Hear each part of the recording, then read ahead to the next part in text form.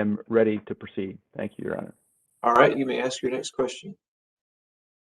Okay. Professor Quinn, I just want to make sure I have your testimony, and that is that the number of voters on your no-match list is not a valid measurement of the number of voters who lack qualifying ID under SB 824 North Carolina, correct? So I think the number of voters on my no-match list is a valid measure of the number of voters who don't have a form of ID that I explicitly matched against. So DMV issued IDs, state employees, schools. The question I believe you're asking is, what is the number of individuals who don't match after accounting for other forms of ID, whether that be passports, military IDs, veteran IDs, etc. And as I've testified, I think there's reason to believe that my no-match list that did not account for passports, military IDs, veterans IDs, which wasn't allowed to account for those things because of lack of data access, that no-match list includes some individuals who very likely do have passports, military IDs, veterans IDs. The key consideration, I think, for purposes of this litigation is what about the racial breakdown of those individuals after these other forms of ID are accounted for? And as I testified earlier today, my best guess is after passports are accounted for, military IDs are accounted for, veterans IDs are accounted for, if anything, the racial disparity is likely larger. It's very unlikely to be gone entirely. Okay, I understand that is your opinion. I just wanted to clarify that you're not claiming to present a valid estimate of the number of voters who lack qualifying ID overall in North Carolina, correct? I think the statement that I am willing to make is that the no-match analysis I conducted does provide a valid measure of the number of individuals on the voter roll who have a driver's license or some other form of DMV issued ID, state employee ID, school issued ID, et cetera. The question, though, is really about what happens to the racial disparity when other forms of ID are added into the mix. And my best guess is that that disparity is actually larger than the 1.39 number that shows up in my report. Okay, and we will get to that. Now, the matching analysis you conducted in this case is an example of record linkage, correct? Yes. Now, you have not published any academic articles that are explicitly on the topic of the methodology of record linkage, correct? I have not published articles on the methodology of record linkage, but as I testified, I believe it was yesterday, this idea of merging data sets together is something I do regularly. Now, outside of the context of litigation, you have never linked a voter file to some form of an ID database, correct? Outside of litigation, that is correct.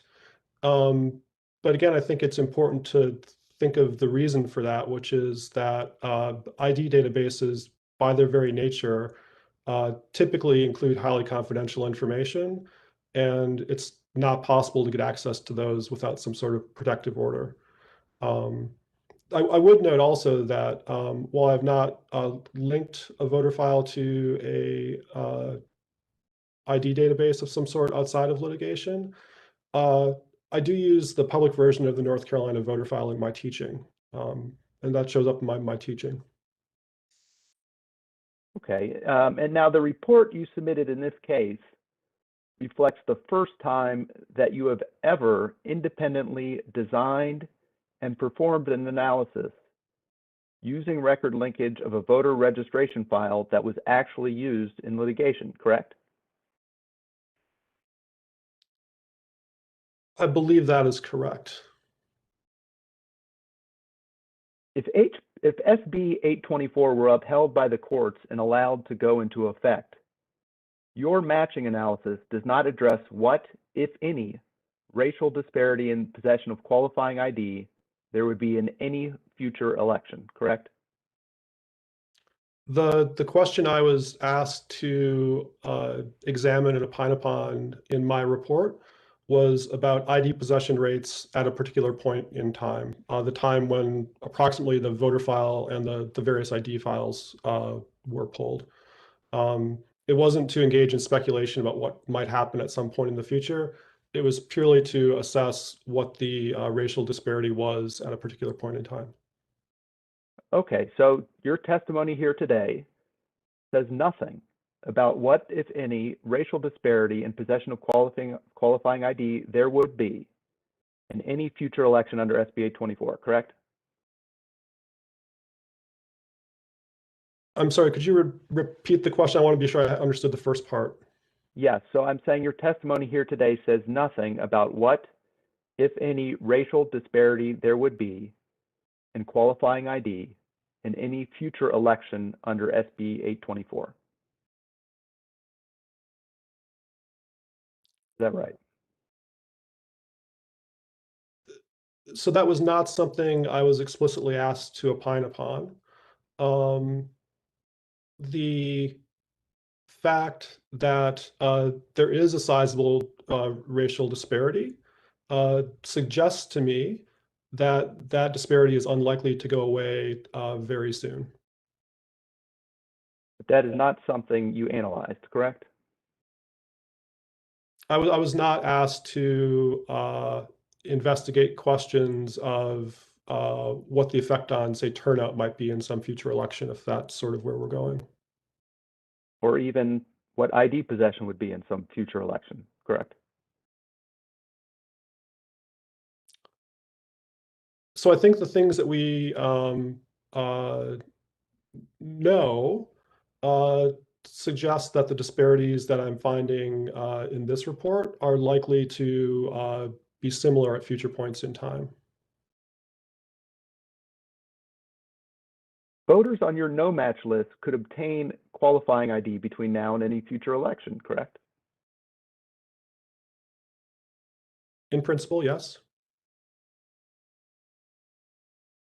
And since your analysis is limited to a specific point in time, your analysis does not address what, if any, racial disparity in possession of qualifying ID there would be on any date other than the date of the data you used, correct?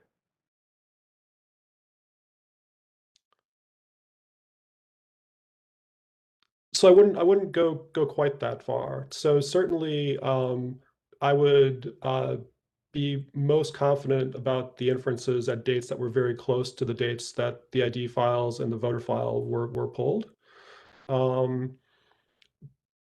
But again, the changes that we've seen from Curry to the present suggest that these things are not moving very quickly over time. Now, your voter registration file that you used is from October 17th, 2020, correct? I believe that's the date, yes. And the DMV data you used was from September 20th, 2020, is that correct? I think that's also correct. And ideally, for your record linkage analysis, you would want your data and the databases you're linking to be from the same date, correct? In a perfect world, yes, that's right.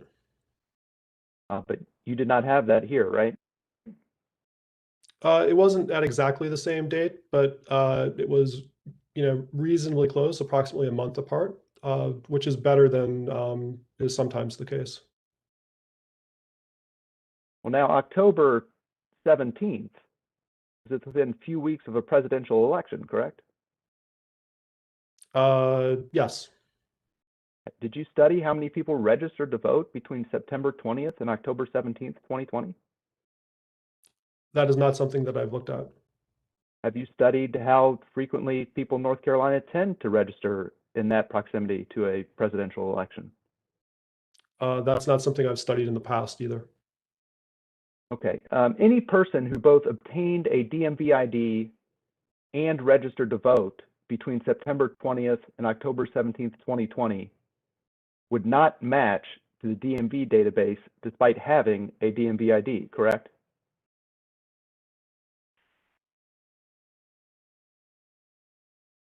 So I'm sorry, could you go through the timeline a little bit more slowly for me, please? Okay, and maybe I'll try to state it more clearly. I'm just saying if a person got a driver's license and registered to vote after September 20th and before October 17th, they would both be a registered voter in North Carolina and have a DMV ID, and yet they would not match in your analysis, correct?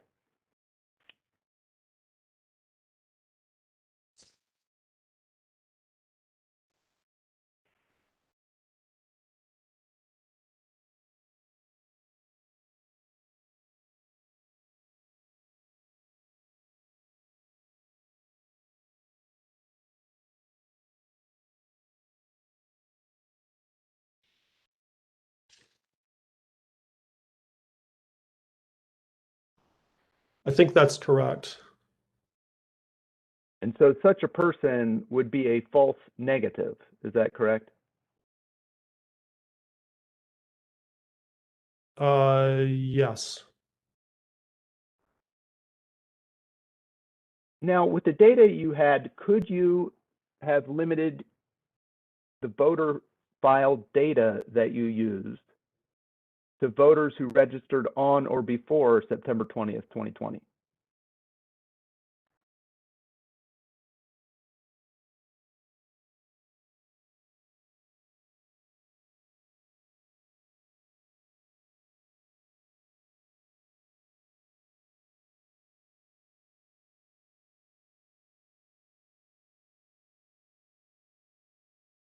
As I sit here right now, I'm not certain whether that would have been possible or not. Okay, but if there was a field in the voter file for registration date, you could have done that, correct?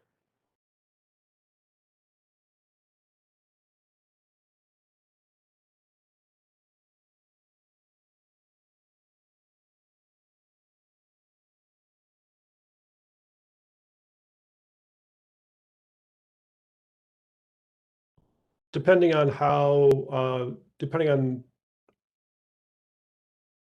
where that registration date field entered in, how it was attached to other things, possibly. Despite the fact that you say ideally you would want to have your data sources be from the same date, you didn't even look into whether that was possible? I don't think that's correct. I explicitly, when talking with counsel for plaintiffs about what I would like in terms of the data, I recall explicitly asking for the data to be pulled at as close to the same time as possible. Okay, I'm sorry for being unclear. My question was, despite you desiring data from the same date, you didn't look at the voter file to see if you could limit your results such that you would be matching registrants up to the date of the DMV data you had. Is that correct?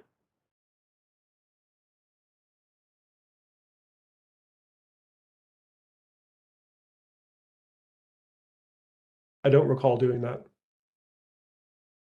Now, for your list of registered voters, you used records from the North Carolina voter registration file, correct? Yes. And as I believe you testified on direct, voter registration files like North Carolina's include some obsolete records of voters who are not, in fact, eligible to vote. Is that right? Yes, I have evidence of that from my analysis, actually. And to the extent there are obsolete records on your no match list, those would be false negatives, correct?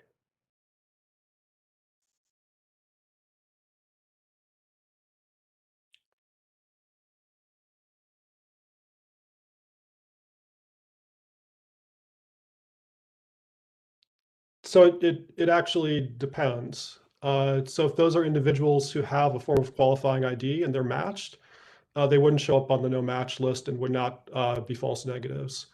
To the extent those individuals who are not actually registered voters at the time of the data poll do show up on the no match list, they would be false negatives then. That's right.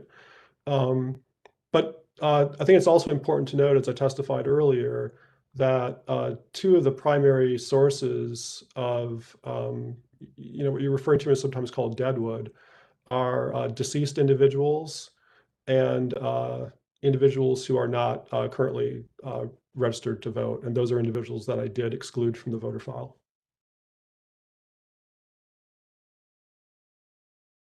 And other than those two steps you just mentioned, you did not do anything else to determine the extent to which the North Carolina voter file you used contained obsolete records, correct? Those would be the two primary sources. And since I removed those two primary sources, I didn't do anything else, no. What's your basis for saying those are the two primary sources?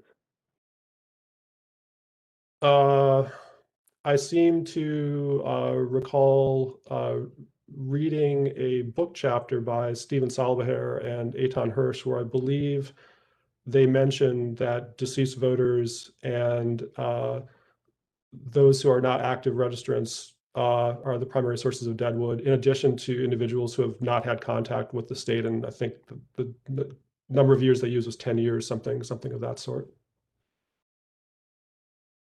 Now, when you say active voters, you didn't remove inactive voters from your analysis, did you? No, in North Carolina, voters with status codes of both active and inactive are registered voters, and both can vote. Now, you didn't do anything to test whether there is a racial disparity in obsolete records in the North Carolina voter file, correct? No, the interest was not in the obsolete records. The interest was in the non-obsolete records. So once I removed deceased voters and those who weren't registered, they were not of interest anymore. So is it your testimony that after you removed those two categories of voters, there were no obsolete records left? No, I wouldn't go that far. I think in a database the size of the North Carolina voter file, approximately 7 million records or so. Right, more if we count the full list of everyone who's in there. Right, there are going to be some records that are obsolete records, even once deceased individuals are removed, and those who are not registered are removed. Okay, and you mentioned a book chapter by Ansola Beher and Hirsch. I would like to bring that up. We've marked it LX 177, and I would like to turn to page 80 of that book chapter.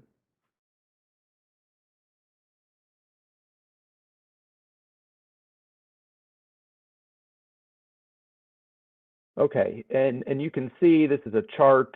The little legend there in the middle says likely or probably deadwood, and you understand this to be an estimate of the number of obsolete records in the various states' voter registration lists. Yes, as we're using those terms, obsolete and deadwood, in this conversation, yes. Okay. Now, if you look at North Carolina, you'd agree that North Carolina's percent of registered voters that are likely or probably obsolete is above the national average, correct?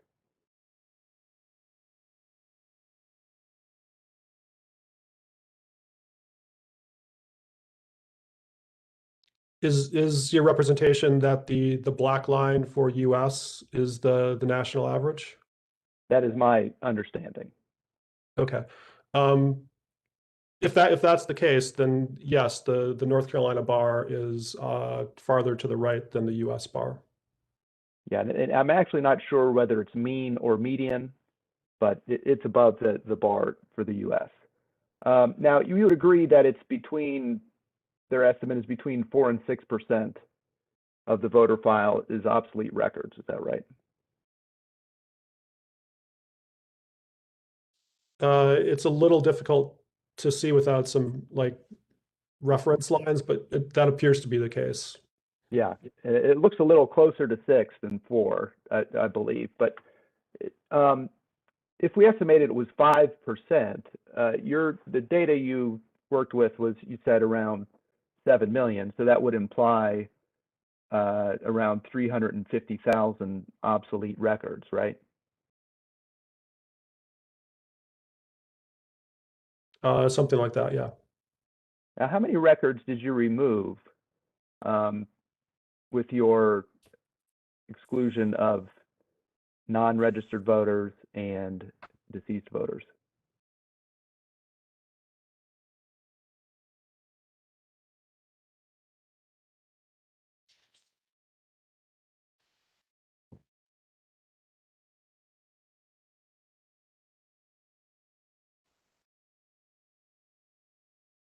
For the record, I'm looking at my December 2020 report.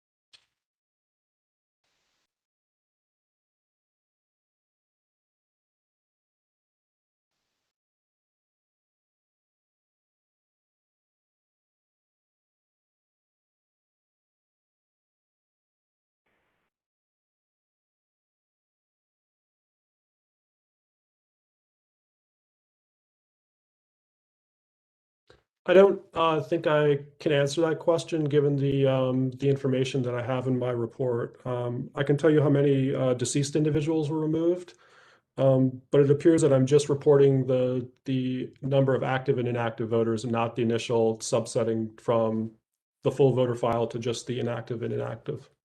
Okay, and how many deceased voters did you remove?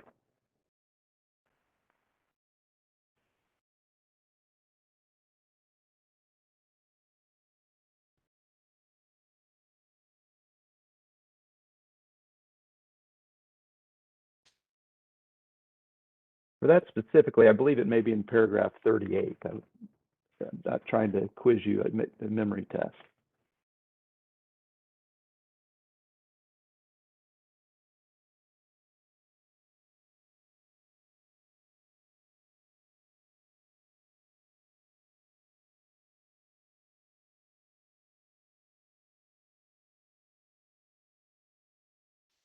It appears the number of deceased voters I removed is 63,621. Okay, now list maintenance is the process by which states maintain their voter rolls, correct?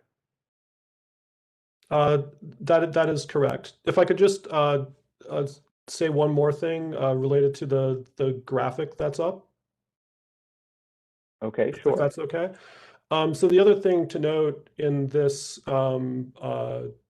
discussion of the extent to which I removed deadwood is my recollection is that these data were from 2010, whereas my data were from 2020. So in addition to not really knowing what the set was before I subsetted to active and inactive, there's also the time difference in these two data sets. Got it. Okay. I'd like to bring up another exhibit. This is JX 849. This is entitled County Boards of Elections Begin Regular Voter List Maintenance Processes. Do you see that up on the screen? Yes. Okay, now this is a press release from the North Carolina State Board of Elections regarding list maintenance, and it's dated January 14th of this year. Now, if we go down to the heading Biennial List Maintenance, No Contact Process, it states that in the early part of every odd number year, if a county board of elections has had no contact with a voter for 2 federal election cycles, a total of 4 years, and the voter has not voted during that time, it will send the voter a forwardable address confirmation mailing.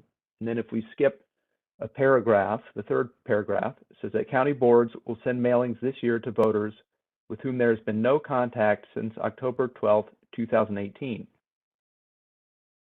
Counties have started printing and mailing these notices, which must go out by April 15th.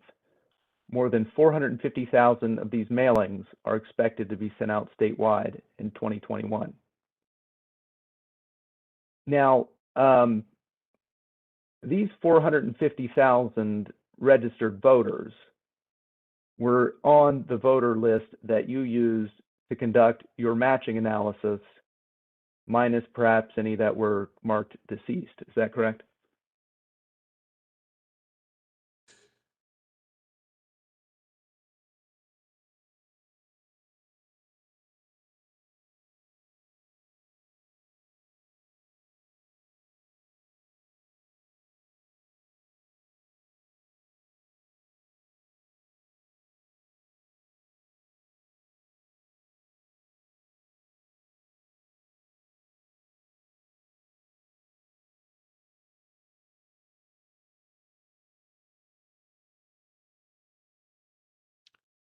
So if I'm recalling the question correctly, the question was these 450,000 individuals were in my matching analysis. Is that?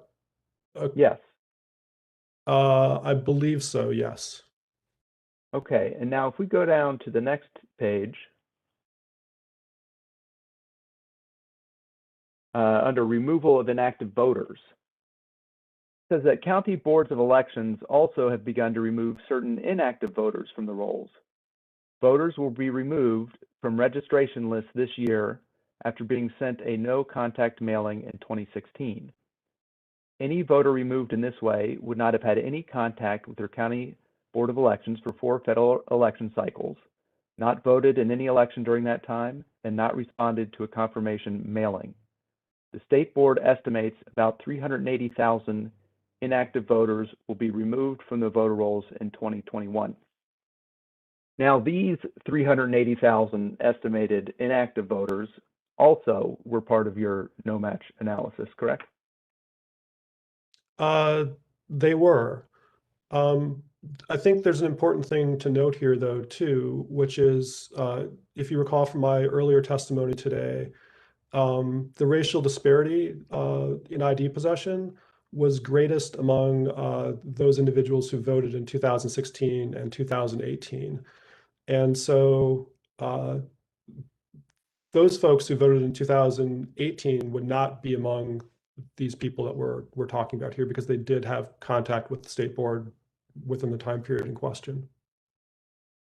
Understood. I'm just trying to get a confirmation that these 380,000 people were part of your analysis. I believe that to be correct, yes.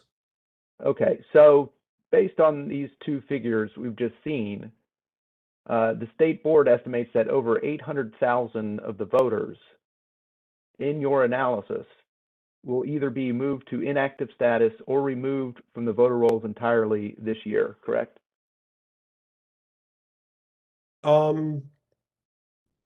That is what that document states. Again, I'm not certain of what the relevance would be for the racial disparity, though, for 2 reasons. Moving folks from active to inactive, they're still registered voters. The law still applies to them. And even if we think of removing voters from the rolls, what we saw in my analysis was that the racial disparity is largest among those who voted recently. Black voters are twice as recent Black voters are twice as likely to lack qualifying ID than recent white voters. Understood. I'm just getting confirmation that it appears that over 10% of the individuals in the voter file you worked with are either going to be moved to inactive or removed from the rolls altogether. Is that correct? I believe the numbers you gave me summed up to around 700,000, so that would be approximately correct. Now, the Curry litigation was state court litigation challenging HB 589, correct? Yes. And in the Curry litigation, you submitted a report including a matching analysis assessing the numbers and racial demographics of North Carolina voters who possess forms of acceptable ID for voting under HB 589, correct? Yes, I believe those are the words from my report, actually. Okay. And your Curry report is appended to the report you submitted in this case, is that right? Yes. Okay. I would like to bring up a demonstrative chart. This is LX 171. And we have just put on one page a chart comparing the results you found in Curry and your results in the present case.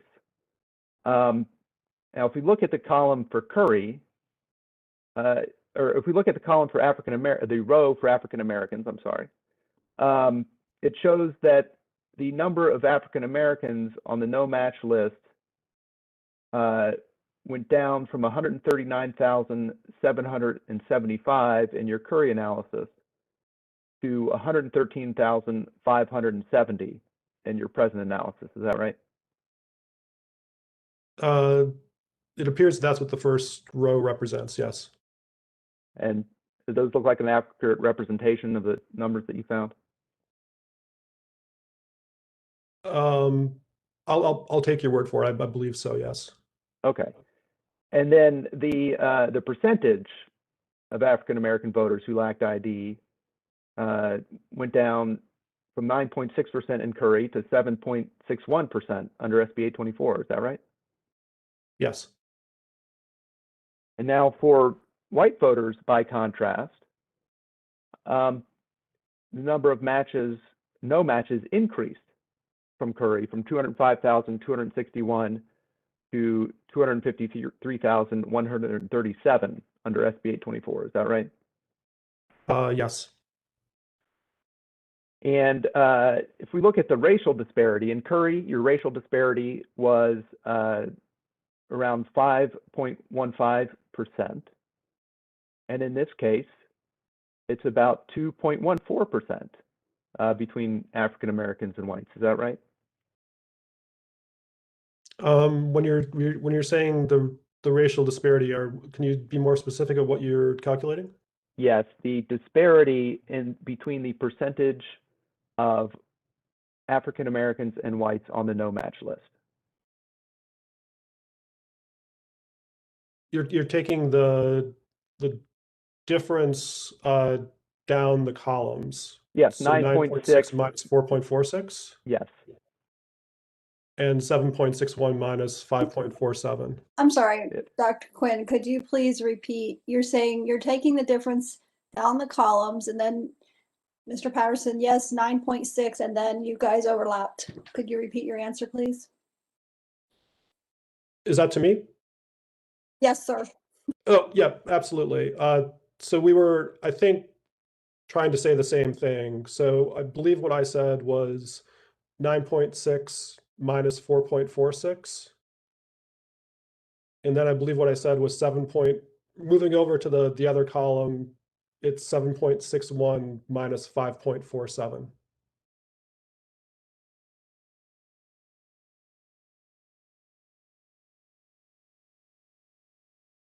Okay, and so you would agree, based on those figures, that the racial disparity you found in Curry between African American and white individuals who lacked qualifying ID is over twice the size of the racial disparity that you found under SB 824, correct?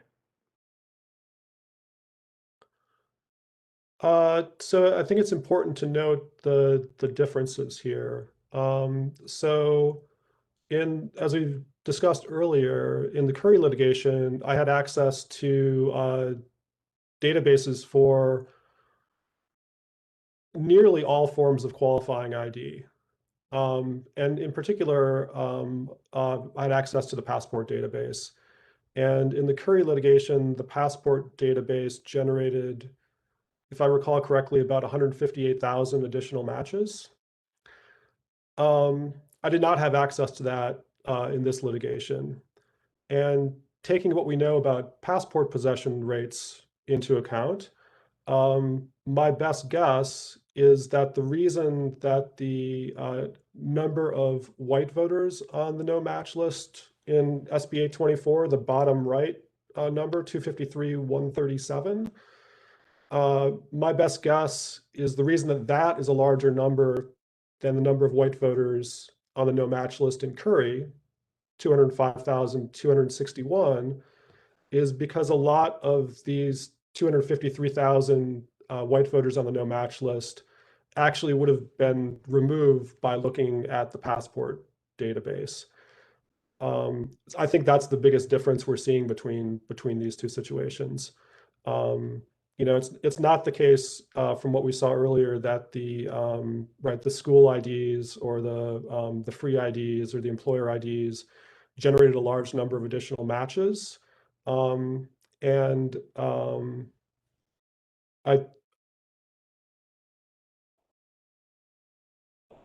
think the reason for that 253,137 number is because a lot of white voters very likely have passports, and I wasn't able to look at those. Okay, and you don't know in the Curry analysis whether the addition of the federal IDs widened or narrowed any racial gap that there was in DMV ID possession in that case, correct? I don't believe I reported that in the final report. So your testimony about possession of passports is based on the American National Election Study results that you discussed in your report. Is that right? So it's based on a couple of things. So it's partly based on that. I suspect we'll talk a little bit more about that study later, but that's certainly one piece of it. That's suggestive that white voters are much more likely than black voters to have unexpired passports. I think the other piece of evidence here is that, as we discussed, SB 824 looks a lot like HB 589, except that there are some additional forms of ID that are allowed under SB 824. And so my ex-ante belief would have been that the size of the no match list would go down for both black voters and white voters under SB 824 relative to HB 589. We see that happening for black voters. We don't see that happening for white voters.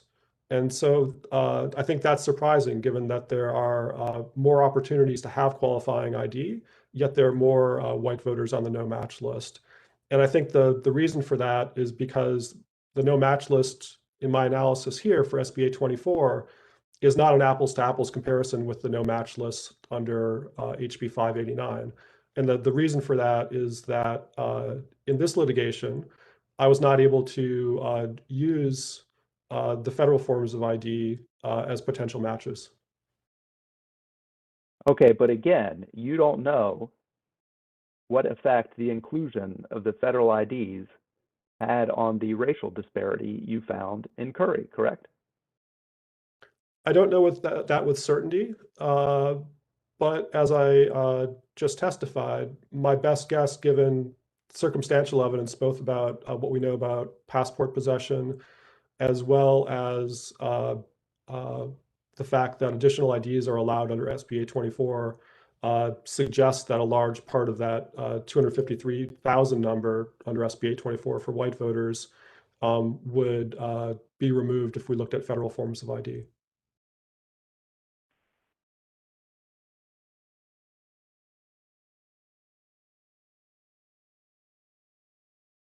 Okay, so let's go to page 23 of your Curry report, and that's on page 96 of the PDF that your current report.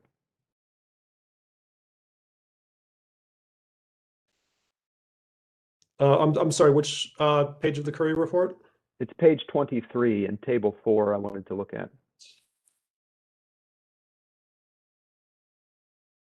Okay, I'm there. Okay, great.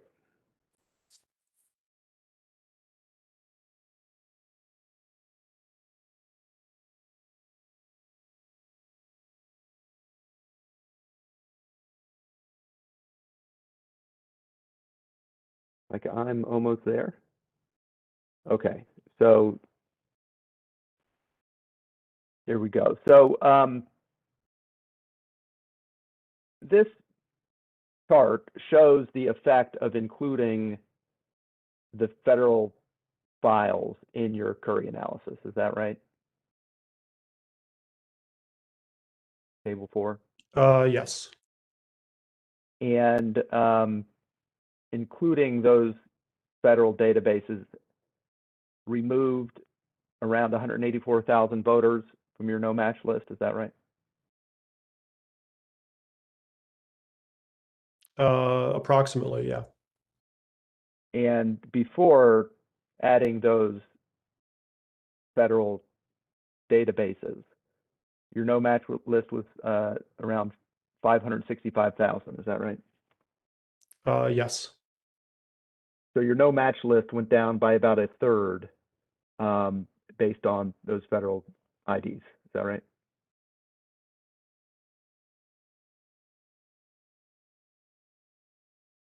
I think a little bit less than a third, but I'm hesitant to take up everyone's time by doing the long division. So A very ballpark figure around a third, I would say, right? somewhere around there. Yeah, okay. So now let's go back to page 36 of this report that you submitted in this case. And I wanted to look at table 6.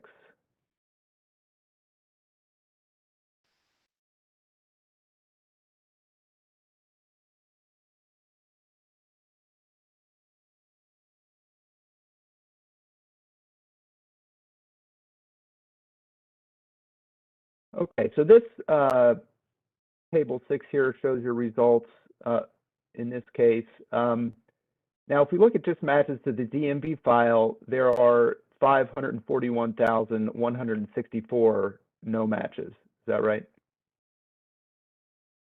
If we're looking at the DMV file where we don't take account of address changes, that's right. Okay, and would that be the equivalent of the DMV file matches in Curry? The 565,000 number we just looked at? I believe that would be the analog. I'm not sure whether that number in the Curry litigation include the address changes or not, but Okay. So if a similar proportion of those would match to a federal ID as matched in Curry, there would be, somewhere in the ballpark of 180,000 new matches to those databases, right?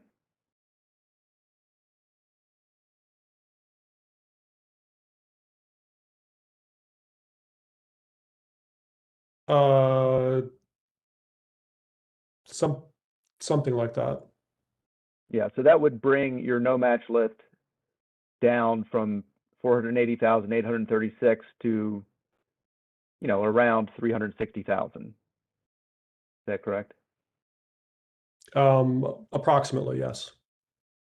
Okay, and that would be about 25% of your no match list. Is that right? Wait, so I think you may have confused me. So Okay. I want to be clear what I'm taking percentages of. So if we could just walk through that again. Okay. Yes. So I was saying it would take your no match list down to about 360,000. I believe you agreed to that. And then that would be 120,000 less than the 480,836 that were the final number on your no match list in this case. And that's about the 120,000 disparity between those two numbers is about a quarter of your 480,000 total. So those were the steps I was taking. Let me interject. I don't know if you were right, getting ready to answer again, but it's 12 o'clock, and we had spoke earlier about breaking at 12, between 12 and 1:30 today. I assume that's still the plan because Professor Quinn has, I think, a commitment during lunch that would work better. So if there's, is there anything that anyone would like to put on the record before we break for lunch? I think if I could just get an answer to this exchange that we're having right now, that we could break after that would be great. Sure, that's fine. Oh, could I see the graphic again? Yeah, we can pull that back up. Yep, thank you.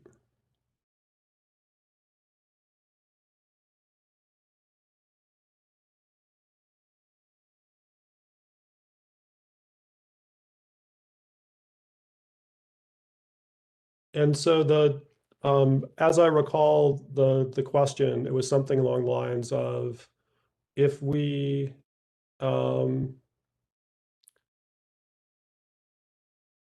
take 180,000 people off of the match list, what happens at that point? That's right. And I'm taking it off the DMV file because I don't know, if these other people you matched also would have passports or veterans IDs or whatever. So that I'm trying to get a conservative estimate of Okay. Yeah. That's exactly what I wanted to be clear about, because yeah. Yeah, so if we subtract, so the question is, we subtract 180 from 540, basically. Yes. Yeah. Yeah, I think you said that's 360,000? Yes, that's 360. Approximately. Yeah. Yeah, so I agree with that. So if we, if you had results to the federal database consistent with your results in Curry, you would expect your no match list to be around 360,000. Is that right? If we get the same number of matches to the passport database, military IDs, veterans IDs, et cetera, that would be, yeah, that's right. Okay, and we can break here is fine. Okay, great. Ms. Riggs, Mr. Thompson, or Mr. Cox, do any of you have anything before we break for lunch? Your Honor. No, Your Honor. Somebody say something. Sorry, this is David Thompson. We have nothing for the legislative defendants. Thank you, Your Honor. Okay, thank you. Sorry. All right, then we'll be in recess until 1:30 this afternoon. 1:30 this afternoon. Thank you all.